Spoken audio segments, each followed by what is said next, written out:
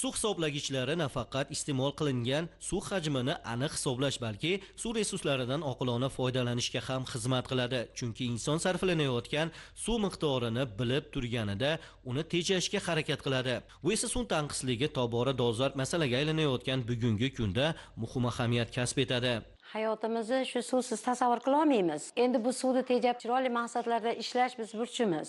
Davlatimiz tomonidan hozir hisoblagichlar o'zlari olib kelib, o'rnatib, bepul, beminnat hamma yo'g'imizni qilib berdi.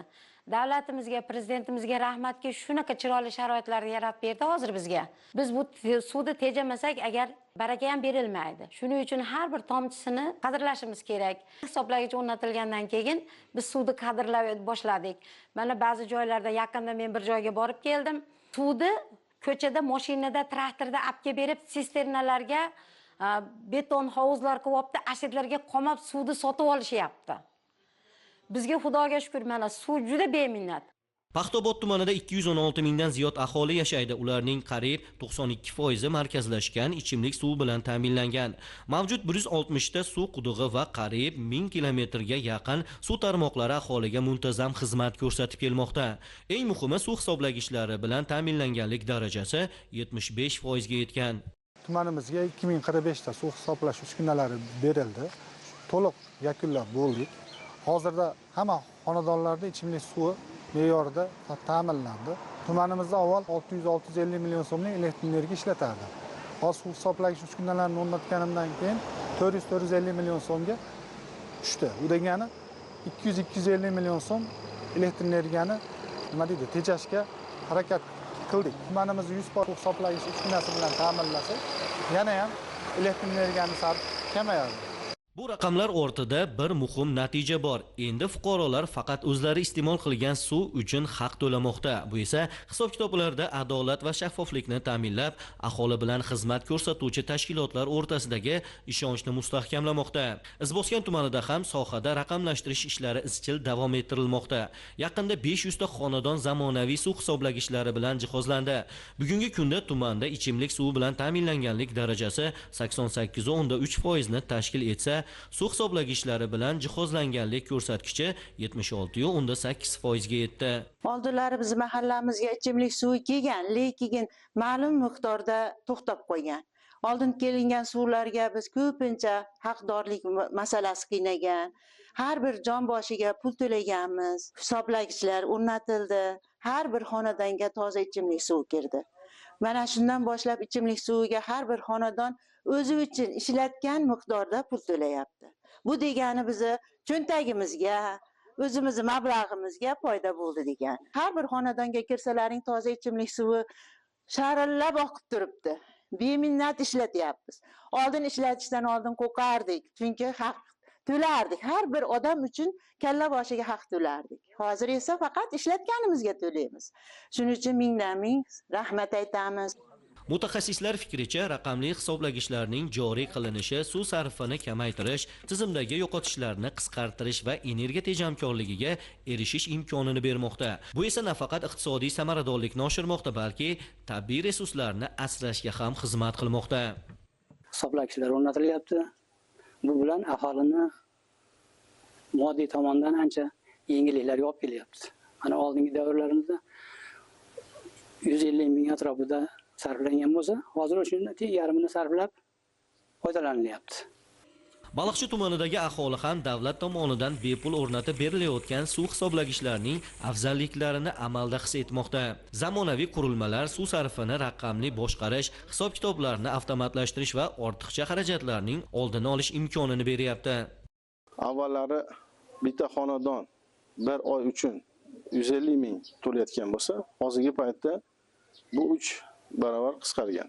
Suv hisoblagichlarini o'rnatishimizdan eng asosiy maqsad biz asosan bu yerlarda suvlarni yer tagidan qazib chiqarilgan quduqlardan orqali tarqatamiz. Bunga elektr energiyasi sarf bo'ladi.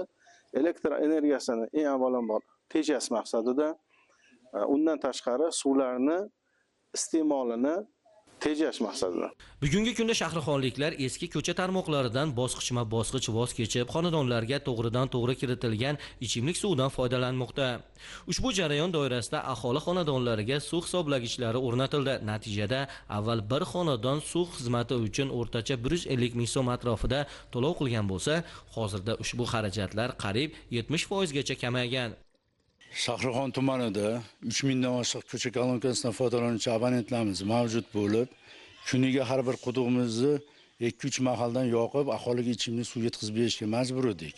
Hozirgi kunga kelib 2400 dan oshiq xonadonlarga suv hisoblagich o'rnatish ishlari boshlangan bo'lib, aholidan suvni tejash, isrofgarchilikni olish hamda mavjud suv quduqlarimizda elektr energiyasidan tejashlik ishlari amalga oshirilyapti. Buning oxirida suv yetib olmagan xonadonlarga ham ichimlik suvi yetkazilyapti. Hozirda yana yangi sho'chilar olib kelib, xonadonlarga raislar orqali tarqatilib, montaj qilish ishlari bo'lyapti. Suv hisoblagichlar kim tomonidan o'rnatib berilyapti? Umuman aholiga qanday qulaylik, imtiyozlar yaratilyapti buning natijasida? Andijon suv ta'minoti ajig'i tomonidan bepul suv hisoblagich uskunalar tarqatilyapti. Bunga qo'shimcha suv hisoblagich o'rnatish yashig'i, turbalar bilan tashqari bizni santenilarimiz montaj ishlarini o'zlari olib boryapti. Ayniqsa 3800 nafar aholi istiqomat qilayotgan Qumtepa mahallasida bu o'zgarishlar yanada yorqin namoyon bo'lmoqda. Mahallada 1000 ga yaqin xonadonga zamonaviy suv hisoblagichlari o'rnatilib, aholining ichimlik suvidan foydalanish madaniyati yangi bosqichga ko'tarilmoqda. Bu esa suv resurslarini tejash barobarida oilalar budjetida ham sezilarli iqtisodiy samara bermoqda. Men shu mahallada tug'ilganman. Men shuncha yaqin yillargacha biz uzoq joylardan suv toshib foydalanganmiz ichimlik suvidan. Mana davlatimizga rahmat. Suv ta'minoti boshqarmasi tomonidan ichimlik suvlari hammasi xonadonlarimizga kiritildi. Ko'chalarga o'chuvchilar qo'yildi. Mana yaqin 5-6 yildan beri hech qanaqa ichimlik suvidan qiylanish bo'lmayapti. Suv ta'minotimiz rosa ham yaxshi. Suv tozaligi ham oldin ko'chalardan toshib ichgan, ariqlardan ichgan suvlarimizdan 1000 martadan yaxshi. Ijtimoiy tarmoqlardan kelayotgan xabarlar, boshqa davlatlar, shu suvga tanqis davlatlarda yashayotgan sharoitiga qarab turib, biz yashayotgan sharoitimiz, biz ishlatayotgan suv qanchalik tejashimiz muhimligini har bir inson o'zi bilishi kerak. Mana hammamizga kranlik o'rnatilgan, oshiqcha suv oqmaydi. Oldin suvlar yerlarga oqib yotar edi. Davlat suvida deb odamlar uncha e'tibor bermas edi. Oltinko'l tumanidagi Andijon mahalla fuqarolar yig'ini hududida 3152 nafar aholi 589 ta xonadonda istiqomat qiladi. Mahalladagi 8 ta ko'chaning qariyb 98% markazlashgan ichimlik suvi bilan ta'minlangan. Bugungi kunda xonadonlarning 60%da suv o'lchagichlari o'rnatildi. Joriy yilda mahalla hududiga qo'shimcha 200 ta zamonaviy suv hisoblagichi o'rnatilib, qamrov ko'lami yanada kengaytirildi. Xonadonlarda bir kunda ishlatiladigan suv sarfi 10 litr, 10 kuba, 15 kuba beo'rindan oqib yotish holatlari 5 kuba, 4 kubaga hisobli holatga o'tkazildi. Ko'chada oqib yotgan ko'cha kalonkadagi suvlar hammasi qirqib tashlanib, hammasi xonadon ichiga olib kirildi. Bu borada suvimiz 2 barobarga tejalish imkoniyatiga erishildi. Andijon viloyatida suv ta'minoti tizimini modernizatsiya qilish va iste'molni aniq hisobga olish borasida joriy yilning birinchi choragida viloyat bo'yicha 15874 ta zamonaviy suv hisoblagich o'rnatildi.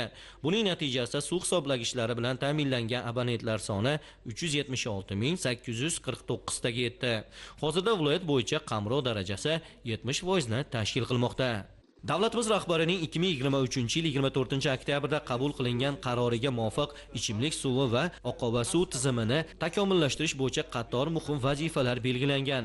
Ushbu qaror ijrosi doirasida respublika byudjeti hisobidan 16900 ta xonadon uchun 11 milliard 323 million so'm mablag' ajratilgani ham sohaga qaratilayotgan e'tiborning amaliy ifodasidir. Bugun suv hisoblagichlari oddiy texnik qurilma emas, balki suvni tejash, mablag'larni maqsadli sarflash, raqamli boshqaruvni yo'lga qo'yish va aholi uchun qulay xizmat ko'rsatishning muhim vositasiga aylanmoqda. Eng muhimi, bu kabi islohotlar har bir xonadonga sifatli ichimlik suvini yetkazib berish va kelajak avlodlari uchun suv resurslarini asrab qolishga xizmat qilmoqda.